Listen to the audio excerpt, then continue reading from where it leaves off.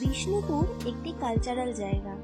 এখানে বিভিন্ন ধরনের স্থাপত্য শিল্প দেখতে পাওয়া যায়। আর বিষ্ণুপুরের প্রথম দর্শনীয় স্থান হলো এই রাসমঞ্চ, যেটি ঘুরতে এলে কিন্তু একদম মিস করার নয়।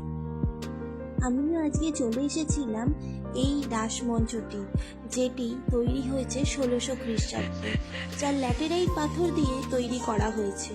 শোনা যায় এখানে 1932 সাল থেকে রাসের উৎসবের সময় বিষ্ণুপুরের সমস্ত ঠাকুরকে একসাথে নিয়ে আসা হতো এই মঞ্চটিতে এবং একটি বড় উৎসব পালন করা হতো।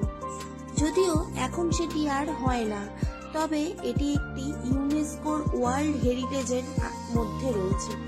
অত্যন্ত সুন্দর এই জায়গাটি সানরাইজ এবং সানসেট দেখার জন্য আদর্শ।